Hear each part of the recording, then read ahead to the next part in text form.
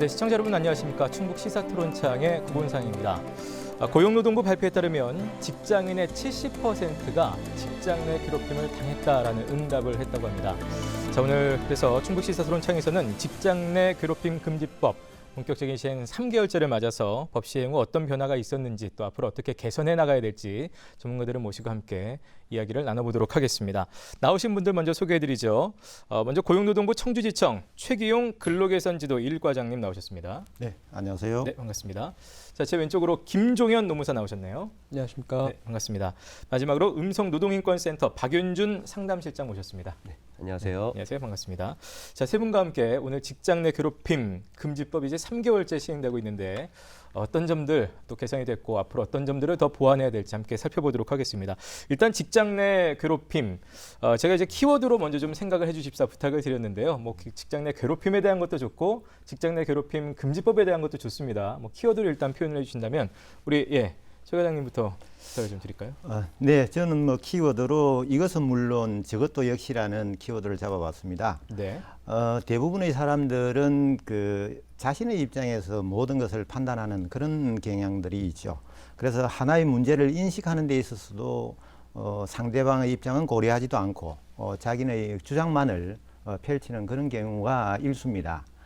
그래서 이제부터는 대립과 모순이라는 그런 입장에서 자신이 주장하는 것은 물론이고 상대방이 주장하는 것 역시 겸손과 배려, 존중의 그러한 조직 문화를 만들어갈 필요가 있다고 봅니다. 우리 모두 이것은 물론이고 저것은 역시라는 그러한 관점에서 네. 직장 내 괴롭힘 문제가 해결되기를 그렇게 기대하는 뜻에서 키워드로 잡아봤습니다. 네. 곱씹어 볼 만한 말인 것 같습니다. 예. 계속해서 키워드로 좀 부탁을 다시 한번 드리죠. 김 노무사님.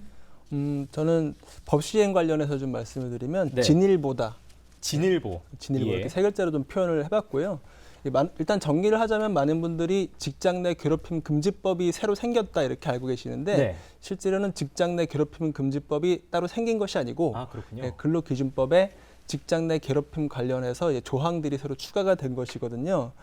사업장 내에서 직장 내 괴롭힘에 대한 정의를 내리고 사업장 내에서 이것을 어떻게 처리해야 될지 그거에 대한 그 규정을 만든 것인데요. 네네. 이 법이 시행된 이후에 현장에서는 혼란도 좀 있고 예. 과연 이것이 실효성이 있느냐 의문도 네, 예. 제기는 되고 있는 상황입니다.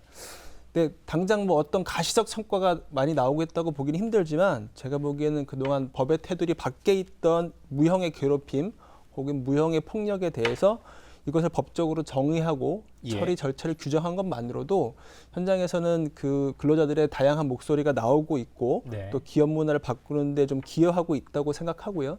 또 향후에 보완 입법이 이루어질 수 있는 토대를 만들었다는 점에서 의미 있는 진전이라고 생각을 합니다. 그래서 어쨌든 이런 진일보다. 측면에서 진일보다. 네. 이렇게 들었고요. 마지막으로 박 실장님. 네, 드릴까요? 저는 이 법의 어떤 실효성에 대해서 말씀드리면 무주공산과 같다. 제가 이제 음성 지역에 살고 있는 그리고 일하고 있는 노동자들을 대상으로 상담 활동을 하고 있는데 이제 직장 내 괴롭힘에 대한 상담들이 많았습니다. 네네. 그래서 관련해서 신고도 해보고 고소도 했었는데 이 과정을 지켜보니 이거 법에는 이제 사업주가 나서서 조사도 하고 적당한 조치를 취하게끔 되어 있는데 예. 실제로 상담 현장을 통해서 만난 현장은 무주공산과 같았습니다. 해결의 의지가 있는 주체는 없고 네. 피해 당사자는 방치되어 있는 현실들이 많았습니다. 그래서 저는 이번에 무주공산이라고 키워드를 잡아봤습니다. 뭐 아까 노무사님 말씀대로라면 이제 진일보한 측면이 물론 있겠으나 그럼에도 불구하고 아직까지 실효적인 측면에서 좀 아쉬운 점들이 많다라는 말씀으로 들립니다. 네, 맞습니다. 예. 자, 그렇다면 그런 것까지도 하나하나 저희가 좀 살펴보도록 하겠습니다. 일단 직장 내 괴롭힘 방지법, 금지법 이게 뭐 아까 이렇게 따로 마련된 법안은 없다고 이제 뭐 좀 설명을 해주셨습니다만 어쨌든 내용이 있을 테니까요. 이 주된 내용을 좀 저희가 알았으면 좋겠습니다. 워낙 괴롭힘이라는 이런 추상적인 개념을 네. 어떻게 법이라는 그 실체적인 것으로 가져왔는지 많은 분들 뭐 아시는 분도 계시겠습니다만 과장님께 먼저 좀 부탁을 드릴까요? 예. 직장 내 괴롭힘 금지법이라는 것은 사실 없죠. 없고 대신에 이제 저희들 근로기준법하고 네. 이제 산업안전보건법 그리고 이제 산업재해보상보험법이 있습니다. 거기에 이제 직장 내 괴롭힘에 관련되는 어떤 규정들이 들어 있습니다. 예. 사용자나 이제 사용자 또는 이제 근로자가 실제 이제 직장에서의 지위가 있지 않습니까? 지위나 그다음에 또 관계들이 있을 겁니다. 관계들의 우위를 이제 이용을 해서 업무에 이제 적정한 범위가 있을 거 아니에요. 그걸 넘어서는 그런 경우에 이제 다른 근로자에게 뭐 신체적이거나 정신적인 고통을 주거나 네. 뭐 고용 환경에 대한 이제 그 환경을 악화시키는 이런 것들을 이제 정의 규정으로 두고 있고요. 이걸 이제 금지하는 규정을 두고 있는 거죠. 그다음에 이제 이는 어떤 직장 내 괴롭힘 문제가 발생을 하게 되면 예. 뭐 우리가 뭐 정부가 직접 개입해서 직접 하기보다 우선 사용자에게 이제 그런 어떤 조치 의무를 부과를 하고 있습니다. 네네. 그다음에 이제 이런 피해 근로자들이 신고를 한다든지 이제 뭐 괴롭힘이라고 이제 주장할 수 있는 부분들이 있다 예, 예. 보면 그걸 이용해서 이제 사용자 측에서 뭐 해고나 이제 불이익 처분을 할 수가 있죠. 네네. 그래서 그럴 경우에는 이제 형사처벌을 할 수 있는 그런 규정들을 이제 근로기준법에 들어 있습니다. 예. 그다음에 이제 산업재해보상보험법에는 이번에 이제 질병 판정 기준 안에 이제 업무상 질병으로 업무상 정신적 이제 스트레스를 받으면 예. 그거로 기인한 질병의 경우에는 뭐 업무상 질병으로 이렇게 이제 포함을 하고 있죠. 예. 그래서 상당히 많은 부분을 이번 법에서 포함을 하고 있다. 원래는 이 직장 내 괴롭힘이라는 용어가 정립되기 전에는 그 사회적으로 통용되던 용어가 직장 갑질이었습니다. 그렇죠. 예, 예. 이 용어가 상당히 사회적으로 좀 이슈가 됐었거든요. 그 몇 년 전에 그 항공사 부사장이 왜 비행기에서 땅콩을 왜 봉지째 줬느냐, 뭐 회항시킨. 회항시키면서 승무원과 사무장에게 폭언을 하고 회항을 시켜서 그 사무장을 비행기에서 내리게 한 후에 뭐 이렇게 했던 일도 있었고, 또 한 그 웹하드 업체 대표가 뭐 직원들을 사찰하고 감시한다든지 네네. 또 폭언 폭행을 했던 일들도 있었고, 이런 것들이 언론에 공개가 될 때마다 그 인터넷 댓글들이나 SNS를 보면 뭐 우리 직장에서도 이런 식의 그 갑질이 이루어지고 있다, 이런 내용들이 예. 굉장히 많이 올라오곤 했었거든요.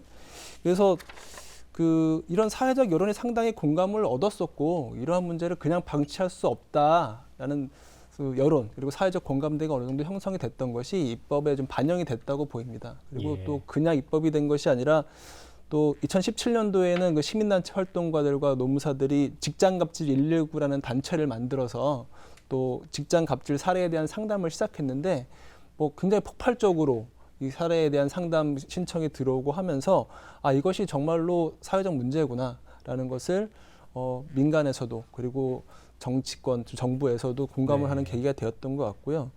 이를 통해서 이제 입법이 되고 나서 이렇게 기존에는 수면 아래에서 그냥 사회적 불만으로만 네네. 존재하던 것들이 이제는 그 국민의 여론이 반영이 돼서 또 여러 사람들의 노력을 통해서 법의 테두리 안으로 들어왔다는 사실 자체가 좀 의의가 있다고 보고요. 예. 과거에는 이런 그 권위적이고 수직적인 직장 문화, 거기서 이루어지는 유무형의 괴롭힘으로 인해서 발생되는 문제들이 상당히 노동자들의 삶에 큰 영향을 주고 있음에도 불구하고 이것을 일반적으로는 뭐 사회생활 하다 보면 좀 어쩔 수 네네. 없는 것, 이런 식으로 그냥 받아들이는 측면이 컸다면 법으로 문제 제기하기도 힘들고 또 뭐라고 불러야 될지도 애매한 뭐 그런 것이었다면 예. 이것이 직장 내 괴롭힘이라는 용어로 법적으로 정의가 되고 이것에 대한 처리, 그 기업 내에서 어떻게 처리해야 될지에 대한 가이드라인이 정립됨으로 인해서 직장 문화 개선에 어쨌든 스스로 자정작용을 할 수 있는 계기가 되었다고 생각이 들고, 또 사회적 논의를 통해서 향후에는 보완 입법으로까지 나아갈 수 있는 계기를 만들었다는 점에서 상당히 의미가 있다고 봅니다. 네. 이제 네. 아까 실장님 같은 경우는 좀 실효성에 워낙 또 처음부터 의문을 예, 제기를 예. 하셨는데 네네. 이런 정도의 의미 부여는 뭐 동의를 하시는지 어떻습니까? 네, 저도 어느 정도 동의를 하고 있고요. 예. 사실 노무사님 말씀하셨던 것처럼 유무형의 어떤 괴롭힘의 형태가 많아서 예. 예를 들면 뭐 투명 인간 취급한다든지, 네네네. 예, 아니면은 은근히 따돌리는 문화가 자리 잡았다든지 예. 그런 것들은 폭행과 같이 명시적으로 드러나진 않거든요. 예, 그런 유무형의 어떤 괴롭힘을 잡아내는 데는 이 포괄적 규정이 의미가 있다. 그리고 여성의 성희롱과 같이 이렇게 드러난 행동 말고 여성에게 성 역할을 강요한다든지, 예. 그런 젠더 괴롭힘이라고 부를 수 있는 예. 그런 내용들도 이번 직장 내 괴롭힘 그 포괄 규정에 포함됨으로써 같이 규율하게 규율할 수 있게 됐다. 예, 그런 의미에서 의미가 있다라고 저는 판단하고 있습니다. 네, 뭐 노동인권센터 인권의 측면에서 보면 분명히 이거는 또 네. 진일보한 측면이 있다고 의미 부여를 좀 해주시는 네, 것 같습니다. 우리 충북 지역으로 좀 범위를 좁혀보겠습니다. 네. 충북에서 좀 나타나고 있는 피해 사례랄까요? 그런 것들이 얼마나 되는지 뭐 접수가 된 것, 제보가 된 것 다 좋습니다. 10월 10일 기준으로 보니까요. 예. 26건이 접수가 됐습니다. 네. 네, 26건이 접수가 됐고요. 뭐 간단하게 이제 사건 유형으로 보니까 아무래도 이제 폭행 등이 아무래도 대다수를 차지하고 있고, 그다음에 이제 부당 인사나 부당 업무 지시 뭐 이런 것들도 있고요. 그다음에 이제 따돌림도 있고, 예. 그다음에 이제 업무 미부여나 뭐 차별 이런 것들 다양하게 지금 제기가 되고 있습니다. 예, 그렇군요. 예, 박 시장님. 네네. 저거 그 이제 법 시행 이후에 이제 10월 10일 기준으로 이제 26건 예. 충북이 그렇다는 말씀해 말씀이시죠? 주시죠. 예. 너무 이제 현장에서 체감하는 것보다 너무 적어가지고 그렇습니까? 조금 놀랬거든요. 네. 예, 예. 왜냐면 저희 센터에 이런 직장 내 괴롭힘 관련해서 문의 전화가 한 20건 넘게 이미 들어와 있고 지금 상담으로 이어지는 건수만 해도 7, 8건이 되거든요. 예. 근데 이게 이제 신고까지 이어지게 된 게 26건밖에 안 됐다는 게 조금, 왜냐면 음성 지역만 해서 이제 제가 전화나 이런 걸 문의 전화 받은 게 20건이 예, 예. 넘으니까 네. 이게 나름 그 턱이 낮아진 법이 생기면서 이제 턱이 낮아진 경향이 있지만 여전히 이제 접근하기가 어려운 상황이구나라는 게 지금 느껴지네요. 아무래도 이제 예. 우리 네네. 실장님 말씀하시는 부분은 이제 현장에서 예. 아무래도 이제 이런 게 있죠. 피해자들은 이제 조직 내의 소속원으로이다 보니 예. 아무래도 그걸 드러내놓고 아마 상담은 어떻게 보면 우리 인권센터 같은 데는 아마 쉬울 수는 있습니다, 그죠? 근데 그걸 사실상 사건으로 제기해서 이걸 뭔가로 법률 내로 끌어들이기에는 아직까지 예. 좀 꺼려하는 게 아니냐, 네. 그런 정서가 좀 있는 것 같긴 해요. 네, 뭐 그런 점도 분명히 인정을 하는데 그런 걸 염두에 두더라도 26건은 좀 아직 적은 너무 것 적은 같다. 수치인 예, 것 예. 같다라는 생각이 드네요. 그러니까 왜 그 피해 노동자들이 노동부에 신고하는 걸 두려워하는 이유들도 여러 가지가 있을 거라고 생각을 해요. 네. 어쨌든 조직 내 이야기를 외부의 공식 그 국가기관에 신고한다는 것 자체에 대한 두려움도 분명히 있을 수 있는데 그래서 그 피해 노동자들이 어떻게 하면 좀 편하게 노동부에 문의하고 이런 신고하고 그 시정을 받을 수 있는 이런 루트도 좀 생각을 많이 해봐야 되겠다라는 예. 생각도 좀 드네요. 예. 지금 이제 현황을 조금 살펴주셨는데 실제로 이제 뭐 여러 노무사님도 그렇고 피해 사례들을 접하시면서 좀 눈에 띄는 그런 뭐 지역이 있다거나 아니면 그런 사례가 있다거나 뭐 있으면 좀 소개를 더 자세히 해주시죠. 네. 이 직장 괴롭힘 관련해서 굉장히 이슈가 된 가장 이슈가 된 업종이 사실은 병원 쪽이거든요. 그렇군요. 예. 이 뭐 공식적으로 조사해 본 바는 없지만 제가 파악하기로는 이 충북 지역의 경우도 뭐 크게 다르지는 않은 것 같고, 특히 그 노동자 숫자가 많은 대형 병원의 경우에 예. 이런 문제들이 존재하고 있는 것으로 저는 좀 알고 있습니다. 이 태움이란 게 뭐냐면은 이게 은어인데 그 선배 간호사가 후배 간호사를 이 영혼이 재가 될 때까지 태운다. 그래서 태움이라는 그렇군요. 용어를 쓰는 거거든요. 예. 이제 뭐 경력이 오래된 선배 간호사가 후배한테 과중한 업무를 주고 뭐 제대로 못한다고 계속해서 그 압력을 주고 폭언을 하고 뭐 꼬집는다든지 이런 네네네. 뭐 일들도 일어나고 뭐 이것을 태움이라고 하는데 제가 최근에 들어보니까 이 태움이라는 것이 언론에 보도가 되고 예. 사회적 문제가 되니까 실제로 좀 수그러드는 경향은 있었다고 합니다. 예. 근데 이렇게 되니까 또 오히려 그래 그게 그렇게 불만이야? 그러면은 일하지 마. 이렇게 하고 오히려 또 이 선배 간호사가 신입 간호사한테 일을 가르쳐 줘야 되는데 아예 방치해 버리는 다른 방식의 또 다른 방식의 또 예. 괴롭힘이 발생하는 경우가 현장에서 있다는 이야기들을 제가 또 현장에서 좀 전해 들은 바가 있고 예. 그래서 유독 그 병원에서 이런 일이 많이 일어나는 이유가 예. 뭐 병원에서 일하시는 분들이 뭐 어떤 인격적인 문제가 있고 그래서 그런 것이 아니라 이 병원이란 것이 상시적으로 인력이 부족하고 업무 강도가 또 강하고 또 이직이 많고 이런 그 예. 업계의 특성 거기에다가 수직적인 그 우리 사회의 분위기나 직장 문화가 예. 겹쳐서 이런 일들이 벌어지는 것 같은데요. 예. 근본적인 해결을 위해서는 뭐 그 개인을 비난할 일은 아닌 것 같고 뭐 인력 수급 문제라든지 직장 문화 자체를 바꾸기 위한 노력이 좀 필요할 것 같습니다. 근데 이렇게 태움이라는 그 사적이 뭐 어떤 용어가 저희가 이제 이렇게 일반적으로 얘기할 만큼의 어떤 문화가 있음에도 불구하고 전혀 그런 방지법에 지금 걸려들지 않고 있다는 거는 이게 어떻게 보면 그런 면에서 실효성에 대한 의문을 또 얘기를 안 할 수가 한 없는. 가지 이제 과장님께 예. 여쭤볼 게 있는데 네. 그러면 지금 아까 제가 그 고용노동부에 접수된 사건이 26건이라고 하신 거잖아요. 그러니까 이게 사실 직장 내 괴롭힘 방지법을 보면은 이 사용자한테 먼저 신고하게끔 돼 있는 거고, 그렇다면 노동부에서 집계한 거는 그 사용자한테 신고한 내용들은 사안들은 포함이 되지 않고 그 파악하지도 못하는 실정인 거죠. 그렇죠. 실장님 말씀하시는 대로 사실은 이 법 취지가 결국은 사용자에게 그러한 의무들을 이제 부과를 하고 있는 거죠. 네. 하고 있는데 앞에서도 말씀하셨습니다마는 저희들이 이제 결국은 사건이 들어왔을 때 접수되는 건을 가지고 이제 현황을 파악할 수밖에 없고, 대신에 각 사별로 그러한 괴롭힘 문제를 제기해서 뭐 문제가 제기되고 있다든지 하는 부분들은 저희들이 이제 파악하기는 어렵고요. 대신에 이제 뭐 이 사건 이전입니다만은 결국은 이제 언론에 이제 이슈화가 되면서 대개가 보면 그게 하나의 그 모멘텀이 되고 한다 아닙니까? 그래서 저희들이 그런 사건들에 대해서는 좀 관심을 깊게 갖고 회사 내를 이제 파악을 하긴 합니다만은 지금 아까 개별 사업장에 대해서 뭐 면밀하게 그 내부에 어떤 문제들이 제기되었는지까지 저희들이 파악하기에는 어렵다. 이렇게 말씀드릴 수가 있겠습니다.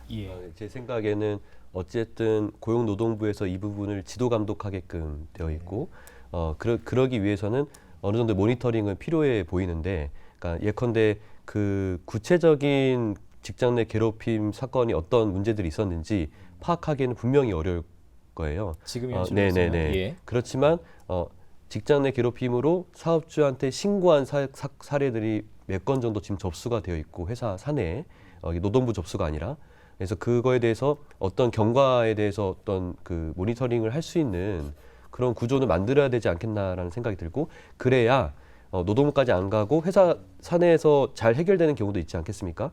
예, 그래서 그런 사례들도 캐치할 수 있는 어떤 자료들을 모을 수 있지 않을까. 그래야 현재 상황을 제대로 판단할 수 있다고 생각을 하거든요. 좋은 말씀인 것 같아요. 이제 저희들이 사실상은 뭐 사업장이 뭐 한두 선 아니죠.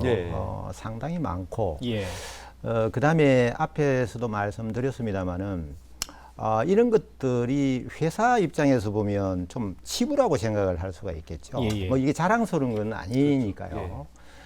그래서 앞에서 말씀하신 이제 모니터링 부분은 상당히 좋은 제안입니다. 제안이고, 대신에 이제 그런 부분들을 앞에서 이야기했듯이 실효성이 있으려고 하면 적극적이면서도 뭔가 능동적으로 이 사업주가 뭔가를 노출시켜서 문제를 해소하고자 하는 어떤 이런 것들이 선행이 돼야 그런 문제들이 모니터링의 어떤 성과들로 나타날 수도 있고, 대신에 앞에서 말씀드렸습니다만은 지금 실태조사 같은 경우도 보면 그렇지 않습니까? 이게 뭐 어떤 구체적인 어떤 나의 괴롭힘에 대한 부분을 형상화해서 설문에 응하고 뭐 하는 것들은 아니다 보니까 흔히 이제 뭐 괴롭힘입니다라는 주장에 이제 동조할 수 있는 부분들은 좀 있긴 할 것 같아요. 그래서 저희들이 과연 그 기업의 전체적인 그 현황들을 파악을 하면서 모니터링을 하면 가장 좋은 방법이지만 한계도 있지 않을까 하는 생각이 듭니다. 이게 저기 유형별로도 아까 뭐 얘기 많이 나왔는데요. 참 다양하죠. 어떻습니까? 제가 이제 들어왔던 상담 사례를 좀 유심히 보고 고민해 봤는데 한 4가지 유형으로 좀 구분을 할 수 있을 것 같습니다. 첫 번째 가장 많은 유형이 중간 관리자 괴롭힘 유형입니다. 중간 관리자 괴롭힘 유형이 가장 많이 나타나는 업종은 그게 뭔가요? 그 제조업입니다. 보통 이 조장 또는 반장이라는 직함을 달고 현장 생산직 노동자들의 근무를 감독하는 과정에서 폭언 욕설을 하거나, 아니면 아침 조회 시간에 전 직원이 그 보는 앞에서 공개 망신을 주는, 인격 모독을 하는 어떤 언사를 하는 등 이런 사례들이 많이 있었습니다. 그 중간 관리자가 하는 괴롭힘. 그렇습니다. 두 번째는 이제 따돌림 유형인데요. 인사권을 가진 관리 직원이나 상급 직원을 중심으로 패거리 문화가 형성이 돼서 그 우두머리격인 관리자의 부당한 요구나 어떤 차별 행위에 순응하지 않으면 오히려 왕따가 되고 인사상 불이익을 받는 유형입니다. 예. 예. 그래서 뭐 이 불이익을 주는 경우는 아까 노무사님 말씀하셨던 것처럼 업무에서 배제를 시킨다든지 아니면 어려운 일을 준다든지 그런 식의 어떤 유형들이겠죠. 그리고 마지막 그 세 번째는 공익제보자 응징형입니다. 예. 그러니까 회사 내 경영 비리나 불법 행위 그리고 인권 침해 행위와 같은 이제 사회 문제를 끄집어내서 이제 외부에 고발했다가 오히려 공익제보자가 배신자 프레임에 갇혀서 괴롭힘을 당하는 사례들입니다. 인권센터에서 저희가 인권센터라 그런지 모르겠지만 저희 센터에 제보하시거나 이제 신고하셨던 분들 대부분이 사실 겪은 내용들이고 공익제보자 공익제보를 한 이후에 이제 직장 내에 더 이상 다닐 수 없도록 만드는 이런 사례들이 많이 있었습니다. 제가 아까 네 가지라는 세 가지입니다. 제가 수정하겠습니다. 네. 실제로 노무사님도 이렇게 접하시다 보면 네네. 직장인들도 그래서 좀 변화도 많이 있을 것 같고 합니다. 어떻습니까? 예, 뭐 이렇게 다양한 유형의 직장 괴롭힘이 있을 수가 있는데 그러다 보니 그 법 시행 이후에 좀 일어난 변화들을 보자면은 아무래도 직장 내 상급자들은 조금 더 조심하는 측면 좀 있는 것 같고요, 네네네. 확실히. 그리고 예전에는 이런 그 부당한 일이 있다고 하더라도 뭐 그 노동자들이 아예 별 문제 의식이 없거나 뭐 원래 이런 거지 뭐 직장 생활 이렇고 넘어가거나 아니면은 마냥 참거나 그것도 아니면은 뭐 별 수 없이 퇴사를 해서 스스로 그 상황을 피해버리는 그런 소극적 대응 말고는 이제 할 수 있는 것들이 사실 이제 별로 없었거든요.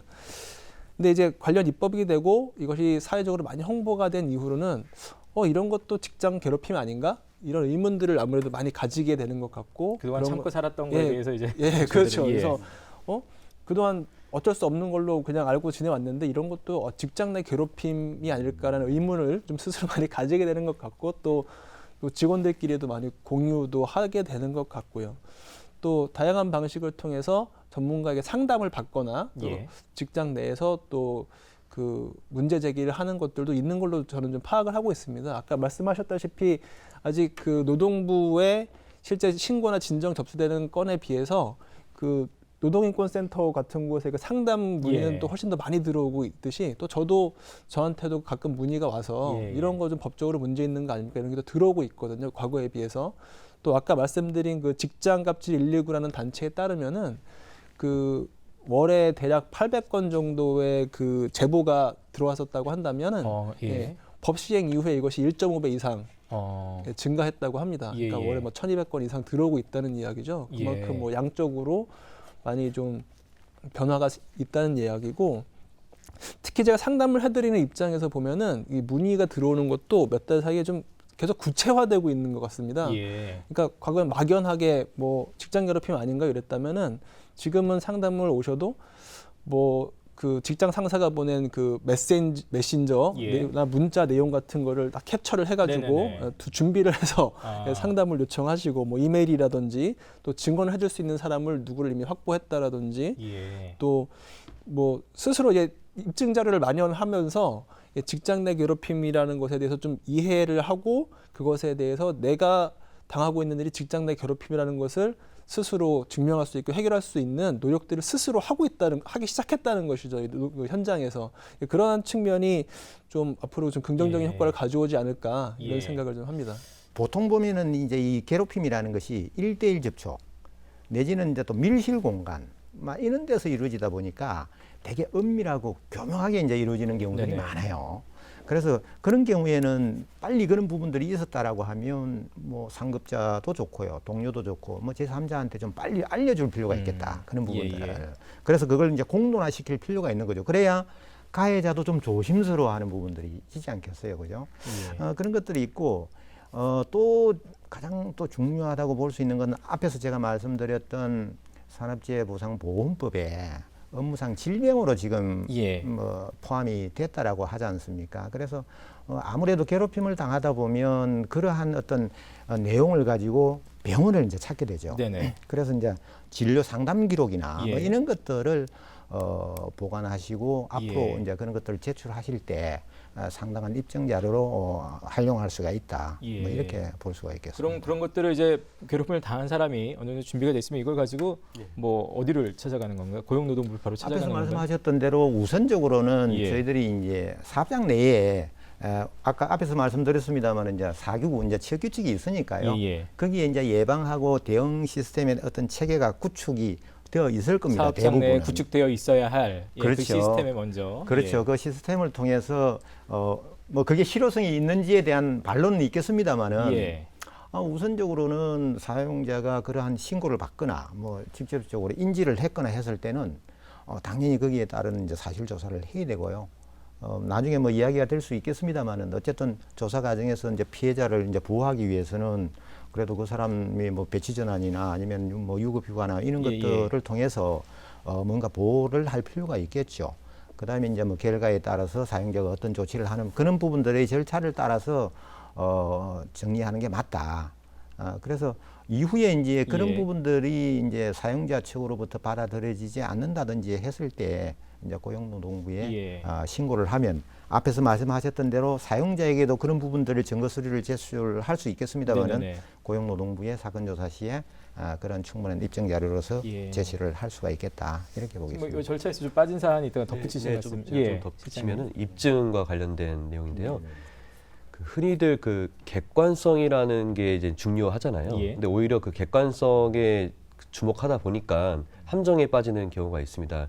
예를 들면은 그 말씀하셨다시피 피해가 발생할 당시에는 밀실에서 일어나거나 아주 교묘한 방식으로 일어났는데 그때 괴롭힘 내용을 객관적인 증거로 남기는 것 자체가 예. 피해자한테는 상당히 어려운 일이고 이제 그거를 스스로 입증해야 되는 책임을 지게 되는 자체가 사실 되게 부당한 상황인 거죠. 그래서 이제 요즘에도 뭐 성폭력 사건 이제 재판에서 판결하는 걸 보면 뭐 안희전 전 도지사 판결에서도 보듯이 피해자의 진술에 상당히 무게를 두고 있고 예. 피해자의 진술이 사실은 1차 증거거든요. 예. 근데 이때까지 우리는 피해자 진술은 증거가 아닌 것처럼 많이들 생각을 했습니다. 실제로 법원에서 그런 판결을 많이 했었고요. 근데 이제 시대가 달라지고 피해자 진술이 중요하다라는 인식이 이제 생겼고 피해자 진술이 구체적이고 신빙성이 있다면 그 피해자 진술을 1차 증거로서 사용하고 있는, 판단하고 있는 사례도 많다.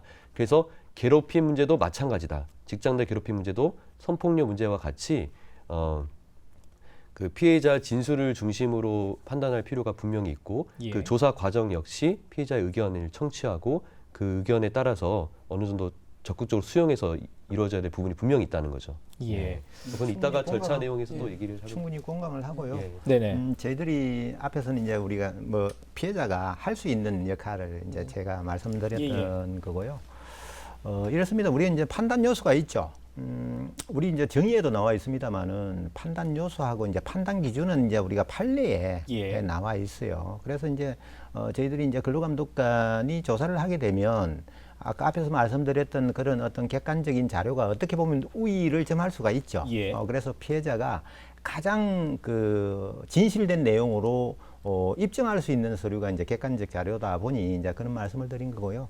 앞으로 이제 당사자의 예. 관계라든지 뭐 이런 행위가 있었던 경위나 정황, 뭐 내용, 정도, 뭐 이런 빈도, 그다음에 이제 이게 한편으로는 뭐 일시적으로 끝이는 경우도 좀 있을 수 있지 않겠습니까, 그죠? 뭐 지속적이고 뭐 이런 것들을 종합적으로 이제 저희들이 고려를 해서 예. 판단을 하게 될 겁니다. 그래서 아마 이제 객관적인 지표를 가지고 주장하는 것은 가장 어떻게 보면은 그 구성하는 요건에 있어서는 가장 좀 명확하다. 뭐 이런 뜻에서 확실한 것이 그렇죠. 하지만, 예. 자, 오늘 말씀을 나누면서도 이제 앞서도 조금 문제점들 계속 한두 가지씩 같이 사실 나오긴 했습니다. 본격적으로 이제 직장인 괴롭힘 방지법 시행이 3개월, 100일 뭐 되고 있기 때문에 드러난 문제점이 있다면 어떤 게 있을까요? 지금 실효성의 문제죠. 실효성, 예. 어쨌든 현재는 그 직장 내 괴롭힘의 정의, 그 직장 내 괴롭힘이 발생했을 때 처리해야 할 절차 등에 대해서 규정이 되고 있고, 또 직장 내 괴롭힘에 신고를 했다는 것을 사유로 해고 등의 불이익을 노동자에게 주면 안 되고, 여기까지는 규정이 돼 있는데 예. 직장 내 괴롭힘의 당사자라든지 또 사용자가 직장 내 괴롭힘 발생 시 해야 할 조치를 취하지 않았을 때에 대한 벌칙 규정이 현재는 없거든요. 예. 뭐 과태료나 벌금 등의 벌칙 규정이 현재 없다 보니까 사용자에 대해서요? 예, 사용자에 대해서 또 직장 내 괴롭힘 가해자에 대해서 현재 없다 보니까 이것이 과연 노동부 직장 내에서 해결이 안 돼서 이것을 노동부에 진정 혹은 신고로 가져갔을 때 이것이 노동부가 직접적인 제재를 할 수 없으니까 예. 과연 실효성이 있느냐 이런 좀 문제 제기가 뭐 사실 입법 과정에서부터 좀 나왔던 이야기죠. 예. 어떻게 보면은 상담 건수에 비해서 노동부의 진정이나 신고가 들어가는 그 건수가 적은 것에 또 하나 이유일 수도 있다고 보고요. 또 직장 내 괴롭힘의 직장 내 괴롭힘이 발생하면 일단 1차적으로 회사에서 그 문제 제기 혹은 그 신고를 하게 되지 않습니까? 예. 공식적인 기관으로. 근데 이 좀 소규모 사업장의 경우에는 직장 내 괴롭힘의 주체가 그 회사 대표인 경우들이 그렇겠죠. 많습니다. 예. 그러니까 직장 상사가 직장 내 괴롭힘을 했다면 그 위에 뭐 상사라든지 아니면 사용자에게 이거를 제보를 할 수가 있을 텐데 예. 아예 그 회사 대표가 나를 괴롭혔다면 회사 대표한테 가서 직장 내 괴롭힘이 발생하고 있고 그거는 당신이 하고 있는 이렇게 얘기하기가 사실 현실적으로 예. 불가능하지 그게 이제 않습니까? 아까 제가 말씀드린 부분도 좀 예. 포함이 되는데요. 법의 예. 구조 자체가 가진 좀 그런 한계는 있다는 것이죠. 예. 그래서 이런 경우에는 법이 좀 실효성이 없지 않냐 이런 문제 제기가 있고요. 또 반면 사용자 쪽에서 좀 이렇게 문제 제기하고 볼멘 소리 하는 부분도 있습니다. 이 직장 내 예. 괴롭힘이라는 것에 정의가 불분명한데 사용자가 뭐 정당한 인사권이나 업무 지시를 하는 것도 이 눈치 보면서 해야 되지 않느냐는 예. 볼멘 소리도 현장에서 조금은 좀 있다고 보입니다. 그렇군요. 네. 네, 한 예, 가지만 시사인 말씀드리면 예. 그 이제 근로기준법 안에 들어가 있는 직장 내 괴롭힘 방지법 내용 중에 처벌 조항이 말씀하셨던 것처럼 조항 단 하나입니다. 그 직장 내 괴롭힘 발생 사실을 신고한 근로자나 피해 근로자에게 해고나 기타 이제 불이익한 처우를 하여서는 안 된다라는 예. 조항인데요. 신고한 근로자나 피해 근로자에게 불이익을 줄 경우에 3년 이하의 징역 또는 3천만 원 이하의 벌금에 처하고 민사적으로도 불법 행위가 성립해서 손해배상 책임을 지게 됩니다. 그나마 신고 근로자나 피해 근로자가 사후에 이제 불이익을 받지 않도록 안전장치를 마련한 것인데요. 문제는 이제 해당 처우가 이제 불리한 처우인가라는 이제 판단하는 주체가 이제 고용노동부 이제 담당 근로감독관이겠죠. 네네. 근데 이제 이 부분을 판단할 때 이제 제가 이제 그 사건을 진행하면서 체감하는 부분은 상당히 이제 보수적으로 판단을 하고 있다는 것입니다. 가령 그 이제 제가 아까 소개해드렸던 사례 중에 이제 사용자가 피해 근로자 동의 없이 이제 일방적으로 타 지역 타 사업장으로 이제 정보를 보냈거든요. 이제 사용자 측은 임금 수준도 똑같고 가해자와 분리하는 차원에서 보낸 정보 조치니까 이거는 부당한 것도 아니고 불이익도 아니다. 오히려 피해 근로자를 배려한 조치다라고 얘기했는데 실제로 이분 같은 경우는 그 여성분이셨고 60대 여성분인데 이제 다른 지역 다른 사업장으로 가려면 기숙 생활을 하든지 뭐 이사를 가든지 그래야 되는 상황이고 왜 내가 괴롭힘을 당했는데 왜 내가 여기서 나가야 되지라는 그 부당함도 분명히 존재하는 거거든요. 근데 이 문제에 대해서 현재 이제 고용노동부 충주지청에서는 이 정보가 불리한 처우인지 아닌지 여부를 이제 지방노동위원회 판단에 맡기겠다라는 이제 의사고 그 경과를 지켜보겠다라면서 이제 판단을 지금 미루고 있는 상황입니다. 근데 시간이 길어지면 피해를 보는 건 사실 그렇죠. 피해 노동자거든요. 계속해서 고통의 나날을 계속 세야 되는 상황인 거죠. 그래서 여기서 이제 구체적으로 말씀드리긴 어렵지만 지방노동위원회에서 그 해당 정보가 정당한지를 판단하는 기준하고 이게 불이익한 처우인지 판단하는 기준은 엄연히 사실 다르거든요.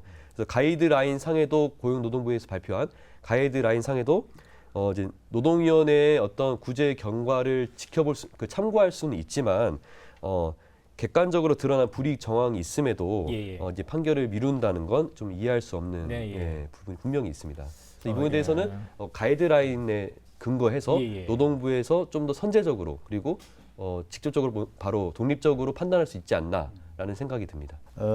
저희들이 뭐 한계가 없다고 제가 말씀드리기는 어렵습니다. 어렵고 앞에서도 제가 잠깐 말씀드렸습니다마는 이 사건의 과거에도 사실 이 괴롭힘이라는 부분들이 스며들어 있었던 사건들이 꽤나 있었죠. 그래서 그러한 사건들에 대해서는 이제 우리가 근로기준법에 해고 등의 제한이라는 규정이 있어서 뭐 정당한 이유 없이 이제 그러한 어떤 전보나 이런 조치를 하게 되면 권리구제를 받을 수가 있는 이제 제도가 있는 거죠. 예. 그래서 뭐 해고나 아까 앞에서 말씀드렸던 그 사유가 괴롭힘이 포함되어 있을 수도 있는 것들 이런 것들에 대해서는 종국적으로 회사에 처분이 있었다. 그럼 그 처분이 부당하다라고 하면 이제 우리가 구제 신청을 해서 노동위원회에 이제 권리구제를 받을 수가 있는 거거든요. 예. 그래서 아마 이제 우리 지층에서도 이제 뭐 우리는 지침이나 매뉴얼이나 이런 것들을 되게 좀 금과 옥조로 좀 여기는 부분들은 예. 있습니다. 보수적인 건 아니고요. 예. 그래서 저희들이 아마 충주지청에서도 고민은 많이 할 것 같아요. 대신에 제가 확인한 지침에는 네. 어쨌든 기본 원칙들은 그 피해 근로자의 의사에 반하는 조치들은 대부분 이제 불이익 조치라고 판단을 하게끔 되어 있고 네. 이제 참고 사항으로 이제 지방노동위원회에 구제 신청을 할 경우에 그 경과를 참고할 수는 있다. 이 정도인데 그 원칙보다 이제 참고 사항을 더 기준으로 삼는 듯한 그 태도가 저 보수적이라고 저는 받아들였던 거죠. 예. 그렇습니다. 뭐 결론을 뭐 내기는 네네. 어려운 것 같고요. 예. 대신 제가 좀 말씀을 드리면 사실 이제 문제점이 법 시행 이후 이제 얼마 되지는 않았습니다. 예. 그죠? 시행된 지 얼마 안 됐는데 아마 그 뭐 법으로 모든 것을 그 제어하기는 쉽지는 않겠죠. 예. 그래서 그런 부분들이 있어서 아마 이게 이제 회사에서는 이런 괴롭힘의 문제가 결국은 그 근로자들의 이직이나 그다음에 뭐 어떤 사기 저하 같은 것들 그런 것들로 인해서 아마 생산성 저하 부분이 이제 초래될 수 있죠. 그게 이제 기업으로 봐서는 직접적인 이제 이해관계가 될 수 있는 거죠. 그래서 괴롭힘 문제를 예방하고 조치함으로써 오히려 기업의 생산성을 높일 수 있다라는 관점이 필요하고요. 그 다음에 하나는 실제 이게 우리가 법을 시행하고 있습니다만은 사회적인 어떤 인식의 틀이 좀 바뀔 필요가 있겠다. 우리가 뭐 노동인권, 그 다음에 우리가 흔히 이야기하는 조직 문화, 이런 것들의 이제 핵심이 필요하긴 하거든요. 그래서 지금 우리가 흔히 입법적 불비 문제를 이제 처벌 규정이 없다라고 이제 주장을 하기도 합니다. 대신에 저는 이제 다른 관점에서 보면 성희롱 문제도 이제 그랬듯이 지금 직장 내 괴롭힘의 문제도 오히려 이 방대하게 이제 포괄적으로 규정을 함으로 해서 과연 내 이 행위가 이 괴롭힘이 아니야?라고 오히려 조심할 수 있는 분위기를 더 좀 확대 해석할 수도 있겠다. 예. 그런데 이제 법에 예를 들어서 정확하게 열거주의 형태로 나열을 했을 때, 과연 사용자나 그 가해자들이 편법을 쓸 수 있는 부분들이 생길 수 있지 않을까 하는 고민도 해봅니다. 그래서 물론 아까 제도적으로 처벌 조항이 좀 불비하고 그 다음에 전체적인 어떤 사용자의 조치 의무를 하지 않았을 경우에 뭐 어떻게 하느냐 하는데 대한 것은 이제 좀 우리가 조치하기가 어려운 부분은 있습니다만은 그런 부분들은 앞으로 법을 시행하면서 불비점을 좀 찾아내서 개선하는 것이 바람직하지 않을까 하는 생각이 듭니다. 어쨌든 이 법으로 인해서 예방적인 차원이 있다는 것은 분명 아까 처음에 저희가 의미를 다룰 때도 분명히 그건 다 인지가 된 상황이고 다만 이제 실제적으로 피해 사례들이 이제 해결되는 방법 속에서는 개선돼야 될 점들이 분명히 보입니다. 뭐 지금 말씀하신 것 외에 혹시 개선 방안, 뭐 아까 말씀하신 그런 부분들 이 법까지 이제 접촉이 되는 데까지 이제 괴리감이 있다거나 개선 방안 어떤 것들 생각하시는지 보완 입법이 필요하다고 생각을 합니다. 보완해야 된다. 이것이 뭐 완결된 법이라고 생각하지는 않고요. 물론 현재로서는 직장 내 괴롭힘의 정의가 모호한 바가 있고 또 모든 것을 뭐 법으로 규정하고 처벌한다고 해서 과연 이것이 잘 될 것이냐 하는 부분도 분명히 이제 고려를 할 부분이기는 하지만 앞으로 이러한 것들이 현장에서 많은 분들이 노력을 통해서 사례가 쌓이고 한다면은 앞으로 뭐 직장 내 괴롭힘의 유형을 처벌 가능한 유형을 좀 세분화한다든지 이런 식으로 좀 실효성 있는 입법이 가능할 거라고 봅니다. 시장님은 개선 방안 어떤 것들? 저는 이제 직장 내 괴롭힘 방지법의 한계는 그 괴롭힘 문화가 이미 정착해 있는 사업장 스스로 이 문제를 조사하고 해결하도록 만든 그 근본적인 문제가 있다고 생각을 합니다. 그래서 괴롭힘 문화가 없고 민주적이고 자정 능력이 있는 사업장에서는 애초에 직장 내 괴롭힘이 발생하지 않았겠죠. 그래서 따라서 직장 내 괴롭힘을 호소하는 피해 노동자가 발생했을 경우에 사업주에게만 맡기는 것이 아니라 사업주와 이해 관계자가 없는 사람이나 뭐 외부의 노동단체, 시민단체 추천을 받은 사람, 혹은 이제 고용노동부가 가지고 있는 인력 풀 이런 것을 총동원해서 그 참여하는 방식으로 직장 내 괴롭힘 조사 및 판단 기구를 구성을 해야 된다라고 저는 생각을 하고요. 그리고 보다 궁극적으로는 괴롭힘 사건을 전담해서 조사하고 판단할 수 있는 고용노동부 직속 어떤 전문위원회, 뭐 노동위원회가 될 수도 있다고 생각을 합니다. 이걸 설치를 해야 된다고 생각을 합니다. 예. 뭐 이거는 말씀하셨던 것처럼 입법 미비일 수도 있는 부분이고요. 그리고 이제 그 조사 과정에서 피해 노동자가 방치되거나 2차적으로 피해를 입는 경우들이 분명히 있는데 이런 것들을 조금 막기 위해서는 피해자 중심 원칙이라는 게 무엇인지 좀 더 저희가 사실 잘 모르는 내용들이거든요. 거기에 대해서 좀 더 구체적으로 가이드라인을 만들 네네. 필요가 있다. 예컨대 조사 과정에서 어떤 식으로 접근을 해야 되는지 피해 노동자의 심리 상태나 피해 노동자의 입장, 피해 노동자의 의사에 따라서 그걸 어떻게 묻고 질문하고 답하고 그 적극적으로 해결하는 과정에서 피해 노동자가 피해보지 않도록 2차적으로 피해보지 않도록 하는 그런 세부적인 가이드라인, 시행 요령들이 나와야 된다라고 생각을 합니다. 예. 현재로서는 이제 이런 조사기구 이제 노동부에서 발표한 자료에 보면은 그 조사를 담당하는 기구 구성에 관해서 사업장 규모와 특성에 맞게 정하고 정식 조사 시에는 조사위원회 구성이나 외부 기관 위탁을 고려할 수 있다 정도에만 지금 규정을 예. 하고 있거든요. 그러니까 상당히 지금 추상적인 예, 규정인 예. 거고 이걸 좀 세분화할 필요는 있다. 사실은 처벌 조항이 없어서 이제 실효성 확보가 어렵다라는 것은 아마 공통된 의견인 것 같아요. 저희 이제 고용노동부 입장에서 이제 좀 실효성 확보 방안을 좀 말씀드려야 되는데, 앞에서 말씀하셨습니다마는 뭐 괴롭힘을 금지하는 규정이 있습니다마는 우선적으로는 사업장 내에서 자체적으로 이제 해결하는 것을 중점으로 두고 있기 때문에 기업 내에서 어쨌든 노동 존중 문화가 이제 실천이 돼야 된다는 것을 전제를 하고 네. 있습니다. 그런 다음에 이제 저희들은 직장 내 괴롭힘의 문제가 발생됐을 때가 아니라 발생하기 전이라도 지금 이제 저희들은 취업 규칙에 그러한 예방하고 대응하는 체계를 구축하도록 이제 취업 규칙에 예. 명시를 하도록 되어 있거든요. 그런 것들을 이제 사전에 이제 좀 점검도 하고요. 그다음에 아까 대응 구축 사례 이런 것들을 이제 점검을 할 테고, 그다음에 이제 아까 앞에서 말씀하셨던 대로 이제 불이익 처분을 받았을 때는 이제 형사처벌 규정이 있으니까요. 예.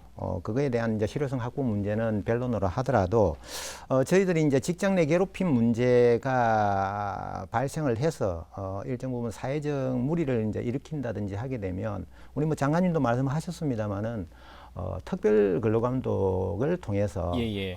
실효성 확보를 하도록 그렇게 노력을 해나갈 그런 계획입니다. 예. 자, 뭐 직장 내 괴롭힘, 뭐 최근에 근로감독관을 주제로 한 드라마도 제가 알기로 벌써 2개가 될 정도로 이게 뭐 시대적인 화두인 것 같습니다.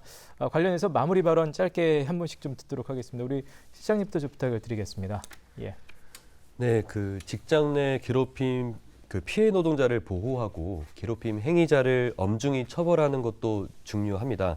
네, 그러나 더 중요한 거는 직장 내 괴롭힘이 허용되는 직장 문화가 우리 모두에게 손해라는 사실을 공감하도록 선도하는 것이 중요하다고 생각합니다.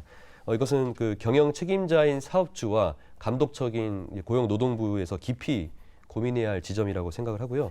그 사례를 통해 확인한 사실은 이렇습니다. 괴롭힘 문화는 필연적으로 이제 명령과 복종이 강요되는 비민주적인 사업장에서 자리를 잡습니다. 그래서 괴롭힘이 지속적으로 발생하는 사업장은 사업주와 관리자의 의견 외에 그 다른 의견이 있을 수 없는 그런 비민주적인 사업장일 가능성이 매우 높습니다. 따라서 사업장 내 이제 민주적인 의사소통 구조가 자리 잡을 수 있도록 전 구성원이 노력을 해야 되고 노동부가 이를 선도해야 된다라고 생각을 합니다. 그리고 저는 이제 인권센터에서 상담 일을 하다 보니까 뭐 이 시청자분들 중에서도 분명히 노동자분들이 많으실 거고 직장 내 괴롭힘으로 그 힘든 분들도 많을 거라고 생각을 합니다. 그런 분들 계시다면 혼자서 고민하지 마시고 지역에 있는 이제 노동조합도 많고요. 그리고 저희와 같은 인권센터도 있으니까 예. 좀 다른 분들의 도움을 요청해 주시면 참 좋을 것 같습니다. 예. 노무사님. 예, 뭐 흔히 하는 말 중에 뭐 법보다 주먹이 가깝다 이런 이야기가 있지 않습니까? 뭐 안타깝지만 많은 경우에 이 이야기가 우리의 직장 생활에서 많이 통용이 되었던 것이 현실입니다. 예. 사실 지금도 좀 그렇고요. 이 사용자나 직장 상사가 어떤 직원이 마음에 들지 않는다. 근데 법적으로는 이 직원에게 불이익을 주거나 내보내기 힘들다면은 알아서 나가게 만드는 이런 그 일들이 사실은 뭐 거의 매뉴얼처럼 존재하는 기업들도 사실은 있었고, 네네. 또 노동자 입장에서는 부당한 대우를 받는다 하더라도 이것을 어떻게 할 수 있는 방법이 없으니까 뭐 스스로 피하거나 참다가 마음의 병을 얻게 되거나 뭐 이런 경우들도 사실은 좀 그동안 많이 봐왔던 것 같습니다. 예. 이런 상담이 들어오면 뭐 이것을 법의 테두리 내에서는 해결하기 힘드니 이렇게 저렇게 해보십시오라고 이야기는 해드렸지만 저도 좀 마음이 안 좋았던 경우들을 많이 겪었었는데요. 어쨌든 이 직장 내 괴롭힘과 관련한 법 규정들이 생기면서 이런 것들이 좀 기업 내에서나 우리 사회적으로 이슈가 되고 사회적 논의가 깊어질 수 있는 계기가 됐다는 점에서 굉장히 의미가 있다고 보고요. 이러한 입법이 절대 그냥 된 것이 아니고 예. 또 이런 현실을 방치할 수 없다는 사회적 여론이 반영이 된 것이고 또 여러 그 어려운 상황에서도 그 현실을 바꾸기 위해서 노력한 분들이 있었기 때문에 이루어진 것이라고 생각하고요. 그럼에도 불구하고 이러한 입법 취지를 반영하기에는 아직 법이 덜 채워진 것이 저는 사실이라고 생각을 합니다. 그래서 이 직장 내 괴롭힘 관련법이 아직은 미완의 법이다라고 저는 좀 생각을 하고 그 내용을 채워가기 위해서는 뭐 현장에서 뭐 노동부 그리고 시민단체나 저 같은 법률 실무가 그리고 노동조합과 같은 각 주체들이 또 노력을 많이 해야 될 것 같습니다. 최 과장님 마지막으로 마무리 말씀 부탁드리겠습니다. 저는 이제 일본의 사례를 하나 좀 들으면서 제가 마무리 발언을 했으면 좋겠습니다. 예. 일본에는 판례가 하나 있는데 우리는 흔히 이제 제가 지금 피해를 받고 있습니다. 받고 있는데 우리 사회자님도 옆에 있어요. 옆에 있으면 주변 동료까지 피해자로 보는 네. 간접 피해자를 피해자로 보는 통일치 않은 이런 그 판결이 있었어요. 예. 그래서 이거는 이제 일본 판결을 보면은 아무래도 이거는 개인의 어떤 문제가 아닌 조직 전체 문제이지 않느냐 하는 데서 이제 접근을 한 것으로 이렇게 봅니다. 그래서 저희들도 이번 이제 법의 시행이 됐습니다만은 우리 모두가 이제 이 직장 내 괴롭힘이라는 그 자체가 하나의 그 범죄 행위라는 인식을 좀 가졌으면 좋겠어요. 그래서 이번 그 직장 내 괴롭힘 금지법이 처음이라 뭐 이제 법은 충실하지 못하고 좀 흠결이 있을 수 있겠습니다만은 결국은 이 법을 시행하는 계기로 해서 직장 내 괴롭힘이 없어지는 그 어떤 모멘텀 역할이 됐으면 좋겠다. 이렇게 말씀드리겠습니다. 예. 자, 오늘 토론 함께해 주신 세 분께 감사드리겠습니다. 고맙습니다. 예. 네, 감사합니다. 네, 자 직장 내 괴롭힘 금지법 시행 3개월 100일째를 맞았습니다. 의미 있는 출발인 것은 분명해 보이나 또 반면 풀어야 될 숙제, 특히 세부적인 개선책들도 분명히 필요해 보입니다. 아무튼 이 법이 잘 시행돼서 사용자, 사업자의 어떤 정당한 권리가 위축되어서는 안 되겠습니다만 사용자와 또 피고용인 사이에 좀 건강하고 발전적인 관계가 앞으로도 문화적으로 자리 잡게 되기를 바라겠습니다. 충북 시사토론장 오늘 순서는 여기서 마치겠습니다. 시청해주신 여러분 고맙습니다.